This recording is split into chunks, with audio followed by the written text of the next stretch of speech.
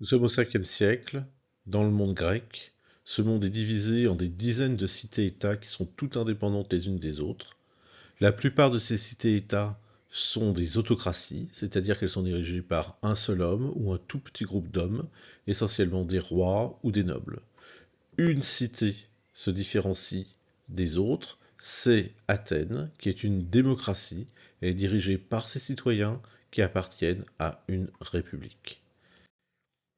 La cité d'Athènes est constituée de la ville d'Athènes, de son port, mais aussi de la campagne qui l'entoure. Et tous les habitants de cet espace peuvent être citoyens. Tous ne sont pas citoyens, les femmes ne sont pas citoyens, les enfants ne sont pas citoyens, les étrangers ne sont pas citoyens, et bien sûr les esclaves ne sont pas citoyens. Qu'est-ce que c'est qu'un citoyen à Athènes? Un citoyen à Athènes, c'est le fils d'un citoyen, et le fils d'une femme dont le père est citoyen. Donc, pour simplifier, pour être citoyen à Athènes, il faut avoir un père citoyen athénien et un grand-père maternel citoyen athénien.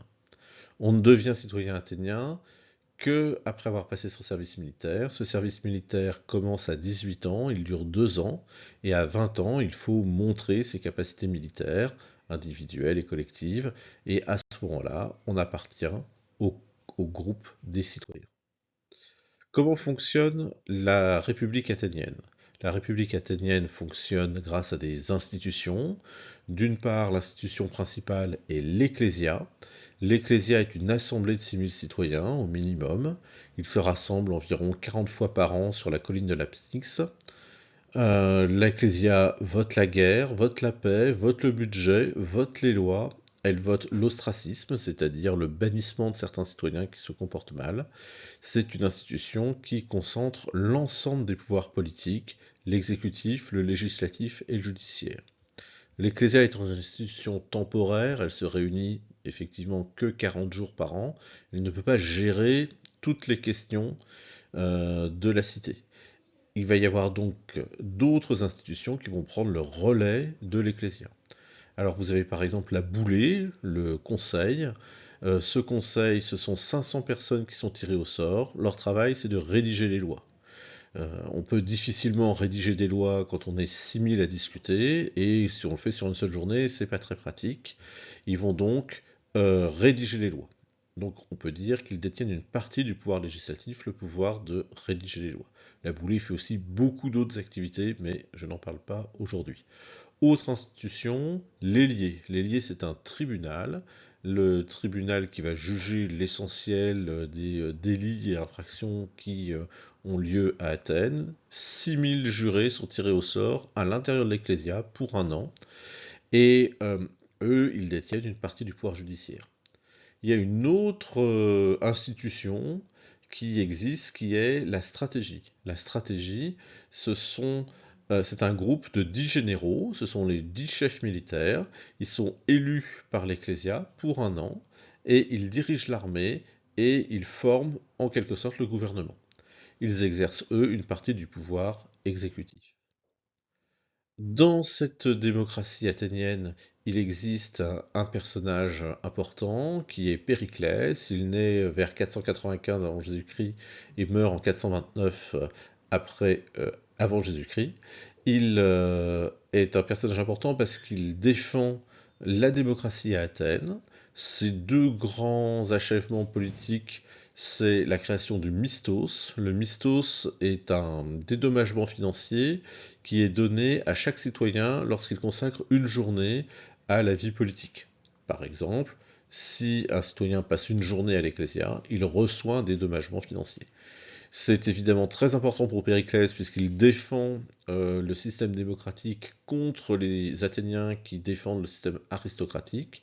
Et en payant, en assurant une journée de salaire à tous les citoyens qui viennent participer à l'Ecclésia, il s'assure que les citoyens pauvres, ceux qui vivent dans les campagnes notamment, peuvent bien venir à l'Ecclésia sans perdre d'argent.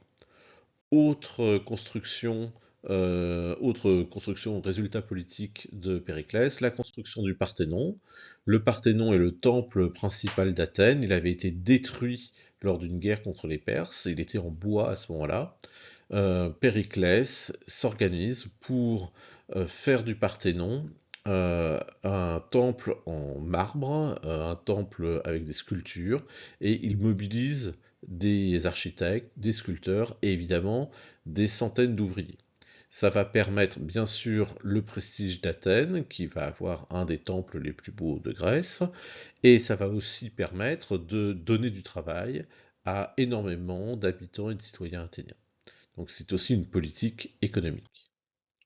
Athènes est démocratique dans son fonctionnement interne, mais elle peut être autoritaire dans son fonctionnement externe. Après une première guerre contre les Perses, alors les Perses c'est un empire qui se situe dans cette zone-là, c'est un empire immense avec un fonctionnement autocratique. Donc ce régime politique perse a essayé au début du 5e siècle de conquérir le monde grec. Il y a eu une défaite militaire perse, mais du coup, les Athéniens et d'autres cités grecques décident de s'allier militairement parce qu'elles sont éparpillées, ce sont des dizaines de cités. Elles ont besoin de se réunir militairement pour pouvoir tenir contre les attaques perses. Et en 478 avant Jésus-Christ, les diverses cités, là représentées ici en jaune, diverses cités décident de former la Ligue de Délos pour s'organiser militairement contre les Perses. Sauf que dans la Ligue de Délos, Athènes est la cité de loin la plus puissante, c'est elle qui assure l'essentiel des bateaux de guerre et l'essentiel de la puissance militaire, et elle va finir par prendre le dessus sur toutes les autres cités et imposer ses décisions. En 454 avant Jésus-Christ, Périclès décide de rapatrier le trésor de la Ligue de Délos qui était sur l'île de Délos, comme son nom l'indique, pour le ramener à Athènes, et décide que Athènes va gérer directement ce trésor et va s'accaparer en fait les ressources de cette alliance militaire. Lorsque certaines cités se révoltent contre le pouvoir athénien dans la Ligue de Délos, comme par exemple Samos, eh bien, les Athéniens n'hésitent pas à envoyer des bateaux de guerre, des hommes en armes, et à contraindre militairement ces cités grecques qui font partie de leur propre alliance à obéir en utilisant la force contre eux. Donc on voit que Athènes est un pays, une république qui fonctionne démocratiquement, qui donne le pouvoir à ses citoyens à l'intérieur de son territoire. Par contre, face aux autres cités, quand elles ne veulent pas obéir, quand elles se rebellent, elles n'hésitent pas à fonctionner de façon autocratique et autoritaire, comme les Perses ou comme d'autres cités athéniennes qui ont un fonctionnement autocratique. Là, je vous montre une image d'une trière. Une trière, c'est un bateau à rame et à voile athénien ou grec qui permettait aux cités qui en possédaient de nombreux exemplaires de contrôler militairement la mer Égée.